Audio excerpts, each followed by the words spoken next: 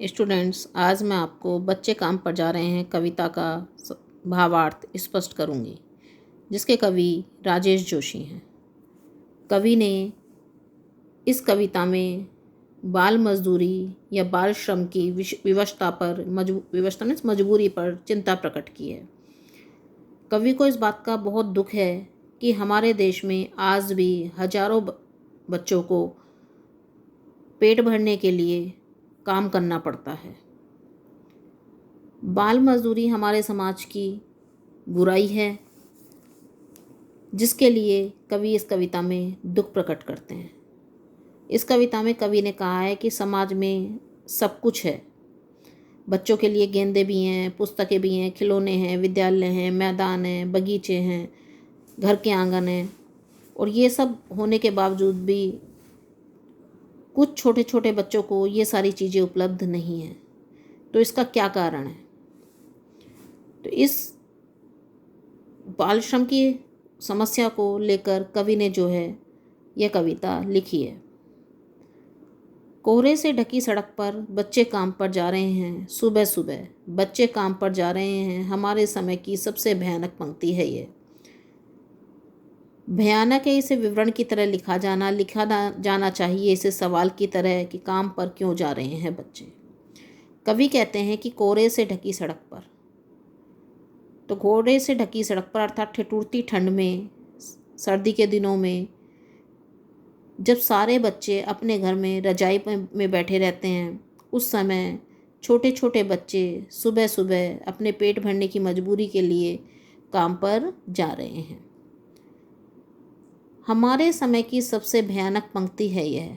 कवि कहते हैं कि हमारे समय की ये सबसे भयानक पंक्ति है। भयानक है इसे विवरण की तरह लिखा जाना, और इससे भी ज़्यादा भयानक है इसे विवरण में सामान्य बात की तरह लिखा जाना, कि लोग जो है इसको सामान्य बात समझ लेते हैं। हम अपने आसपास देखते हैं कि बहुत सारे जगह जो है छोटे छोटे बच्चे काम करते रहते हैं, लेकिन हम इसे एक सामान्य बात समझकर छोड़ देते हैं। तो कवि कहते हैं कि इससे भी भयानक है कि इसे सामान्य बात की तरह लिखा जाना या एक साधारण बात समझना।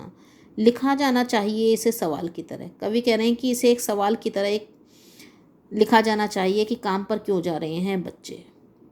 कि हमारे समाज में इस पर एक प्रश्न होना चाहिए कि बच्चे काम पर क्यों जा रहे हैं, अर्थात क्या ऐसी विवशता है, क्या कौन सी ऐसी मजबूरी है कि जिस उम्र में बच्चे को पढ़ना लिखना चाहिए, खेलना कूदना चाहिए, उसमें इन्हें अपने पेट भरने के लिए मजबूरी में काम करना पड़ता है।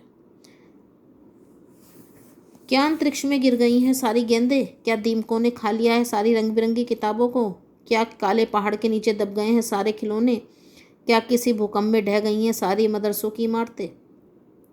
अब कवि कह रहे हैं कि क्या अंतरिक्ष में गिर गई हैं सारी गेंदें? क्या बच्चों के खेलने की सारी गेंदें अंतरिक्ष में कहीं खो गई हैं?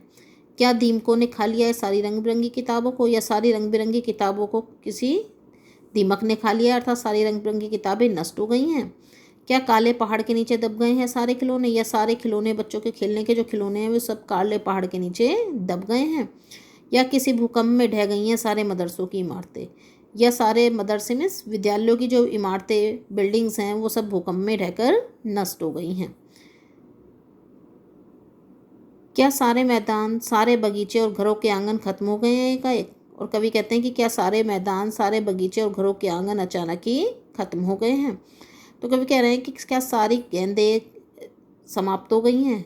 क्या सारी किताबों को दीमकों ने खा लिया है? क्या सारे खिलौने किसी पहाड़ के नीचे आकर दब गए हैं? या सारी मदरसों की इमारतें, मीन्स विद्यालयों की इमारतें जो हैं वो सब भूकंप में नष्ट हो गई हैं?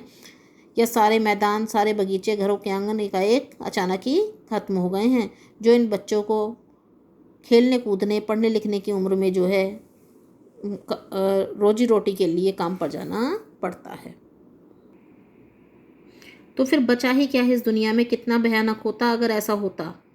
भयानक है, लेकिन इससे भी ज़्यादा ये है कि सारी चीज़ें हैं हंसमामूल, पर दुनिया की हजारों सड़कों से गुजरते हुए बच्चे, बहुत छोटे छोटे बच्चे काम पर जा रहे हैं।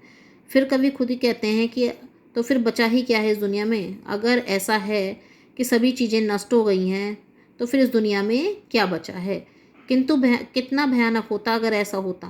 कवि कह रहे हैं कि तो अगर वास्तव में ऐसा हो गया होता कि सारी चीज़ें नष्ट हो गई होती तो ये कैसे कितना भयानक होता।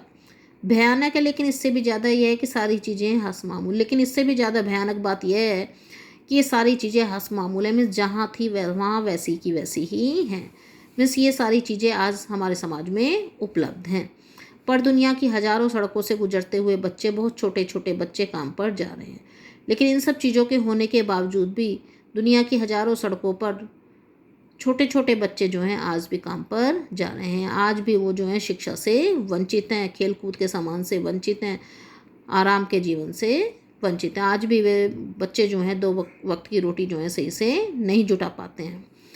तो स्टूडेंट्स, बाल मजदूरी पर कवि ने जो है इस कविता के माध्यम से एक गहरी चिंता व्यक्त की है।